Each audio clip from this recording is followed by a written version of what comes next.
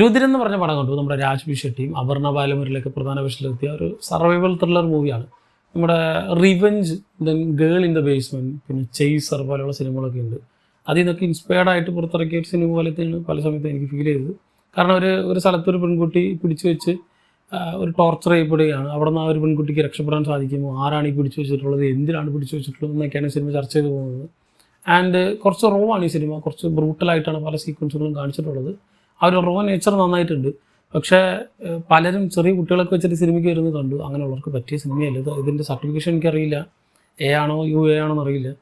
So ഈ സിനിമയ്ക്ക് പ്രശ്നം എന്ന് പറഞ്ഞാൽ ഈ മോഡ് അടിപൊളിയാണ്. പക്ഷേ മറ്റ് സിനിമകളിലൊക്കെ ആ ഒരു പ്രോട്ടഗോണിസ്റ്റിൻ്റെ ആ ഒരു ഇൻറ്റൻഷൻ അല്ലെങ്കിൽ ആ ഒരു ക്യാരക്ടറിന് എന്തെങ്കിലും രക്ഷപ്പെടണം എന്നുള്ള ആ ഒരു ഫീൽ നമുക്കും കൂടി കിട്ടുന്നുണ്ട്.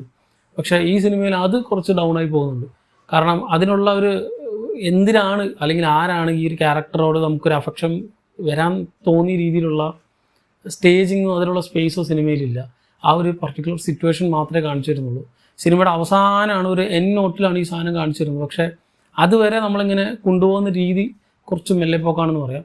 പക്ഷേ ഒരു 2 മണിക്കൂറുള്ള ഈ ഒരു പടം വേണമെങ്കിൽ ഒരു 1.25 ഒരു 1.5 ടൈം കുറച്ചും കൂടി റൺ ടൈം കൂടി കുറച്ചിട്ടുണ്ടായിരിക്കും കുറച്ചും കൂടി ഇൻട്രസ്റ്റിംഗ് ആയിട്ട് എൻഗേജിംഗ് ആയിട്ട് കാണിച്ചിരുന്നു. ആ ഒരു മെയിനായിട്ട് എനിക്ക് എനിക്ക് ഉണ്ടായിരുന്ന മെയിൻ ഡിഫറൻസ് അല്ലെങ്കിൽ സിനിമയായിട്ട് ഒരു കണക്ഷൻ വിട്ടുപോകാനുള്ള മെയിൻ കാരണം ഈ ഒരു പ്രോട്ടഗോണിസ്റ്റ് ക്യാരക്ടർ നമ്മളൊരുപാട് അടുക്കുന്നില്ല എന്നുള്ളതാണ്. കാരണം ആ ഒരു ക്യാരക്ടറിന് എന്തെങ്കിലും സംഭവിക്കുമ്പോൾ അല്ലെങ്കിൽ ആ ഒരു ക്യാരക്ടർ രക്ഷപ്പെടണം എന്നുള്ളത് നമ്മുടെയും കൂടി ആവശ്യമാകുമ്പോഴാണ് നമുക്ക് ആ സിനിമ കുറച്ചും കൂടി എൻഗേജിംഗ് ആയിട്ട് നമുക്ക് തോന്നുക.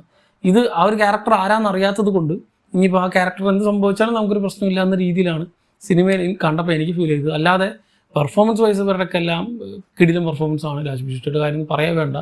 അങ്ങേരുടെ ബാക്കി കന്നഡ സിനിമകളൊക്കെ കണ്ടവർക്കറിയാം ആൾ എത്ര പൊട്ടൻഷ്യലുള്ള ആക്ടറാണ്. ഇതുവരെ മലയാളത്തിൽ വന്നിട്ട് എനിക്ക് തോന്നുന്നില്ല അത്ര മൂപ്പർക്ക് എങ്ങനെ ഷൈൻ ചെയ്യാൻ പറ്റുന്ന ക്യാരക്ടേഴ്സ് ഒന്നും കിട്ടിയിട്ടില്ല എന്നുള്ളത്. ഇതിലും മൂപ്പറുടെ ഒരു പരിധി വരെ കണ്ടിട്ടുള്ളൂ. ഇതൊന്നല്ല, അതിനപ്പുറത്ത് പൊട്ടൻഷ്യലുള്ള ഒരു ആക്ടറാണ്. അവരുടെ കിട്ടിയ റോള് നന്നായിട്ട് ചെയ്തിട്ടുണ്ട്. പക്ഷെ ഞാൻ ഈ പറഞ്ഞ പോലെ ഇവർ ഉദ്ദേശിച്ച ഒരു ഇൻറ്റൻഷൻ ഉണ്ടല്ലോ, അത് പ്രോപ്പറായിട്ട് എനിക്ക് കിട്ടുക. അതുപോലെ ഞാൻ ചില സീക്വൻസുകളുണ്ട്, ചില ടോർച്ചർ സീക്വൻസുകളൊക്കെ ഈ സൗണ്ട് കൂട്ടി വെച്ച് നമ്മുടെ ഡയഫ്രം അടിച്ച് പൊട്ടിക്കുന്ന പോലത്തെ സാധനം അത് ആ ഒരു ക്യാരക്ടർ അനുഭവിക്കുന്നുണ്ട്. പല സമയത്ത് തിയേറ്ററിൽ ഇരുന്നിട്ട് നമ്മൾ അനുഭവിക്കേണ്ടി വരുന്ന സിറ്റുവേഷൻ ആ സൗണ്ട് കൂട്ടി വെച്ചിട്ട് അത് നിർത്തുന്നില്ല. അത് ഭയങ്കര അരോചകമായിട്ട് എനിക്ക് തോന്നി. ആ സീക്വൻസ് അനാവശ്യമായിരുന്നു. കാരണം ക്യാരക്ടേഴ്സ് അനുഭവിക്കുന്ന ടോർച്ചർ അതേപോലെ തന്നെ പ്രേക്ഷകർ അനുഭവിക്കണമെന്ന് പറഞ്ഞാൽ അത് സിനിമയ്ക്ക് തന്നെ, സിനിമ കാണാൻ വരുന്നവർ തന്നെ, പൈസ കൊടുത്ത് കാണുന്നവർക്കൊരു ടോർച്ചർ തന്നെയാണ്. മറ്റതൊക്കെ ഇപ്പോൾ സ്ലാഷർ പടങ്ങളുണ്ട്, അങ്ങനത്തെ കുറേ സാധനങ്ങളൊക്കെ ഉണ്ട്, അതൊക്കെ ഓക്കെ.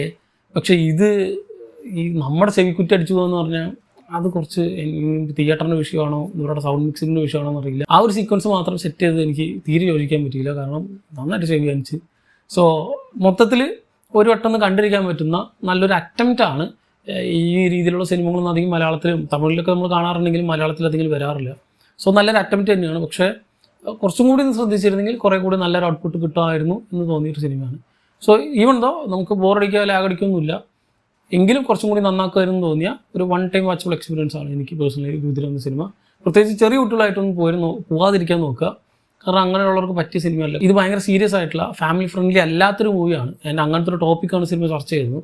ആൻഡ് ഇതിലെ മോറലും കാര്യങ്ങളൊക്കെ അടിപൊളിയാണ്. സിനിമയിൽ അവസാനം പറയാൻ ഉദ്ദേശിച്ച സാധനങ്ങളൊക്കെ നന്നായിട്ടുണ്ട്. പക്ഷേ ആ ഒരു ടോട്ടൽ ഫ്ലോ എനിക്ക് ഒരു പരിധി വരെ ഇഷ്ടപ്പെട്ടുള്ളൂ എന്ന് മാത്രമേ എനിക്ക് പറയാനുള്ളൂ. സോ ഓൾറെഡി സിനിമ കണ്ടവരുണ്ടെങ്കിൽ സിനിമ പറ്റിയുള്ള നിങ്ങളുടെ അഭിപ്രായം താഴെ കമന്റ് ബോക്സിൽ കമന്റ് ചെയ്യാം. മറ്റൊരു വീഡിയോയിലൂടെ വീണ്ടും കാണാം. നന്ദി.